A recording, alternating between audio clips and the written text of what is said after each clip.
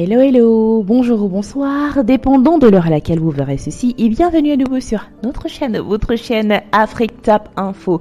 En espérant que vous vous portez bien et surtout que vous êtes d'humeur à parler de football africain, venez avec nous parcourir les pays cités par Infantino étant capable d'accueillir la prochaine Coupe du Monde.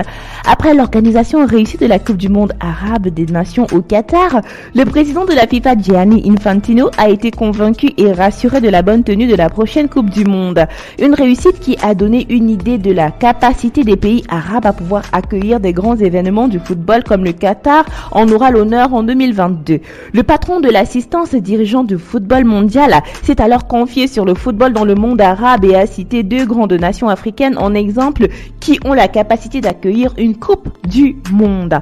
Invité sur la chaîne MBC One, le président de la FIFA a cité trois pays arabes dont deux africains qui sont en position de pouvoir d'organiser la Coupe du Monde.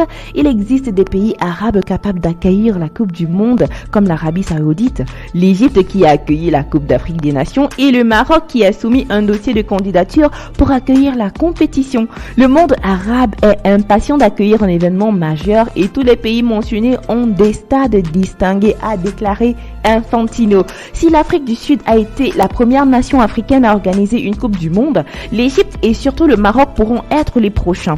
Le Maroc, dont les infrastructures ont été louées par le président de la FIFA lors de son dernier passage dans le pays, a déjà tenté plusieurs fois d'obtenir l'organisation de la Coupe du Monde en 94, 98, 2006, 2010 et 2026, mais sans succès.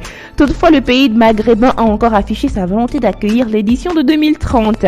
Petit zoom sur les infrastructures de ces deux pays. L'Égypte, qui a déjà au Caire le plus volumineux des stades. Il se situe dans la ville du Caire et a une capacité de 74 100 spectateurs. Le stade international Stade Al-Salam et le stade du 30 juin qui ont une capacité de 30 000 spectateurs.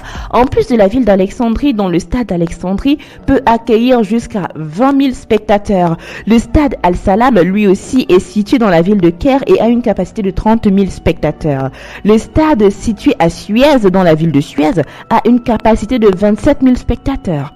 Le stade d'Ismaïlia, situé dans la ville qui porte le même nom, peut accueillir près de 18 525 spectateurs. Quant au Maroc, le grand stade de Casablanca aura une capacité de 93 000 places. Il sera achevé en mars 2025. Il sera construit sur un terrain de 110 hectares et dans la commune de Mansouria après la Coupe du Monde. Il permettra d'accueillir des événements culturels comme des concerts et des festivals. En plus du grand stade, le poumon économique du Maroc aura aussi un stade modulaire de 46 000 places. Il se situera au cœur de l'écosystème de Zenata. Le nouveau stade de Difa Hassani et El Jadida sera situé dans le nouveau pôle urbain de Mazagan, un espace d'une superficie de 1300 hectares. Il sera doté d'une capacité de 46 000 places et qui sera réduit après la fin de la Coupe du Monde. À Fès, la rénovation du stade permettra d'augmenter sa capacité de 46 092 places en ajoutant des tribunes sur la piste d'athlétisme. L'État s'est engagé à financer l'intégralité des travaux de rénovation.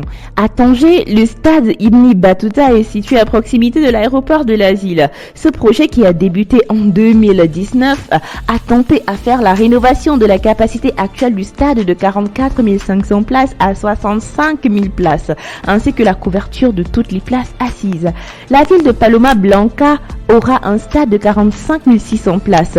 Lancé en 2015, le chantier s'achèvera en 2022. La rénovation du stade Moulay Abdellah a débuté en 2020. La charge est supportée entièrement par l'État. Le stade de la capitale a une capacité de 46 500 places. La liste des infrastructures déjà existantes et à venir est digne d'un pays haut potentiel d'une compétition de cette envergure. Nous voici arrivés à la fin de cette vidéo en espérant que vous avez adoré son contenu et surtout que vous en avez appris davantage. N'oubliez pas de liker, de partager et surtout de laisser vos avis en commentaire car c'est primordial pour nous. N'oubliez pas non plus de cliquer sur la cloche de notification afin de recevoir de nouvelles notifications à chaque nouvelle vidéo postée. D'ici là, portez-vous bien et rendez-vous pour de nouveaux contenus. Bye!